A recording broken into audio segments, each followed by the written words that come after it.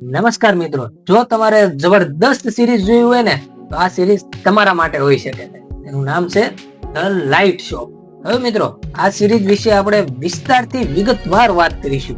મિત્રો, આ સિરીઝ છે ને હવે હિન્દીમાં પણ અવેલેબલ થઈ ગઈ છે, ઘણી બધી 2-3 લેંગ્વેજમાં પણ અવેલેબલ થઈ ગઈ છે. અને મિત્રો, તમે નવા હોય આ વિડીયોમાં તો ચેનલને સબસ્ક્રાઇબ, લાઇક, શેર કરી નાખજો. હવે આપણા ડેઈલી ફિલ્મીના રિવ્યુઝ આવતા રહેશે અને અવનવી ઘણી બધી મૂવીઓ રિલીઝ થશે, તેના બધાના મૂવીના આપણે રિવ્યુ આવી જશે. હવે મિત્રો, આ સિરીઝની વાત કરીએ તો આ સિરીઝમાં ભૂતિયા ગલીની કહાનીની આજુબાજુ ફરતી રહે છે. અને મિત્રો, એ ગલીની આસપાસમાંથી જેટલા પણ લોકો પસાર થાય છે ને તેને આ ભૂત પ્રેત. મિત્રો, આ ગલીમાં ખાલી ભૂત જ નથી, પણ એ ગલીની અંદર એક ઘર પણ છે. ત્યાં પણ તે જ હાલ હોય છે. ત્યાં જે યુવતી એક રહેવા આવે છે ને તેના ઘરમાં પણ ભૂત હાજર હોય છે. અને કેટલાક લોકો હોસ્પિટલમાં હોય છે તો કેટલાક લોકો ભૂતના શિકાર બની ગયા હોય છે. આ બધી કહાનીઓ મિત્રો તમને અલગ અલગ લાગતી છે, પણ આ બધા જે લોકો અને વ્યક્તિઓ છે ને એ બધા એક જ વસ્તુથી જોડાયેલા હોય છે. એ છે એક લાઇટ શોપ. એ લાઇટ શોપનું રહસ્ય શું છે અને આ લોકોને બધાને ભૂત કઈ રીતના દેખાય છે ને તેનું બધું જ રહસ્ય તમને છે ને આ સિરીઝમાં જોવા મળશે. આ સિરીઝને બહુ સરળતાથી મિત્રો 2 ભાગમાં ડિવાઈડ કરી શકાય છે.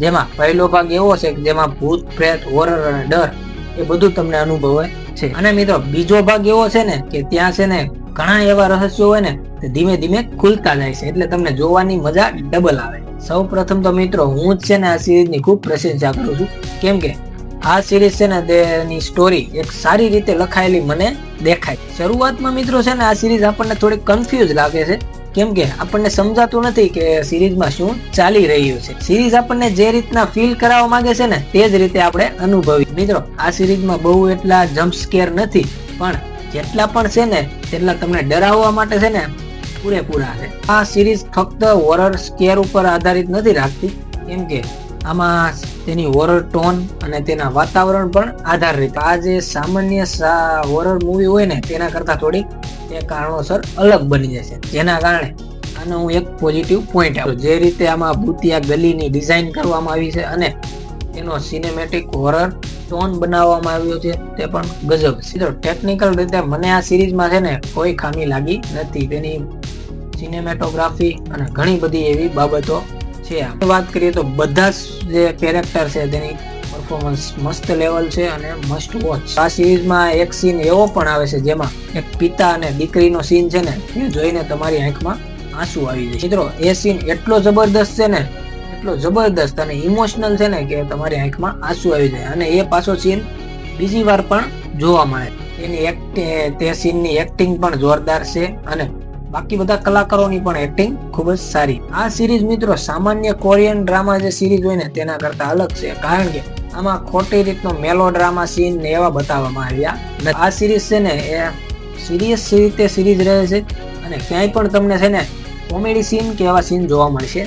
મને લાગે છે કે મિત્રો આ 2024માં છે ને આ સિરીઝ રિલીઝ થઈ હતી અને 2024ની જે બેસ્ટ સિરીઝની લિસ્ટ હતી ને તેમાં પણ આ સામેલ થઈ હોવી લાગે. મેં છે ને આ સિરીઝને 2025માં જો કે હમણાં જ હજી હિન્દીમાં રિલીઝ થઈ ને ત્યારે મેં જોઈ છે. અને એક આમ ફાઇનલ વર્ડમાં કહું ને તમને તો સિરીઝ મસ્ટ વોચ છે ને સુપર સિરીઝ છે. મજા આવે જોવાની તમને. હોરરના ફેન હોય ને તમે તો તમને જોવાની ખૂબ જ મજા આવી. આ સિરીઝ કોને ગમશે હું તમને કહું તો જેમને હોરર અને મિસ્ટ્રી જેને ગમે છે ને અને સિરિયસ સિરીઝ જોતા હોય, ડ્રામા અને ઇમોશનનું સરસ મિશ્રણ, એવા લોકોને છે ને આ સિરીઝ ખૂબ જ પસંદ. એમને ક્વોલિટી કન્ટેન્ટ જોવું ગમે છે અને જેમને કોરિયન સિરીઝ જે દરેક વખતે કાંઈક ડિફરન્ટ તેની સ્ટોરી હોય છે, જેમ કે તમે સ્ક્વિડ ગેમ ને જોઈ જશે એવી કોરિયન સ્ટોરીની ડિફરન્ટ સ્ટોરી જોવા ગમતી હોય તેવા લોકોને આ સિરીઝ ખૂબ જ પસંદ આવશે.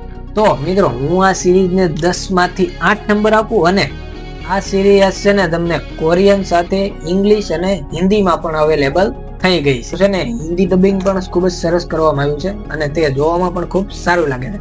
મિત્રો, મળીએ હવે આપણે નેક્સ્ટ વિડીયોમાં નેક્સ્ટ મૂવી રિવ્યુ.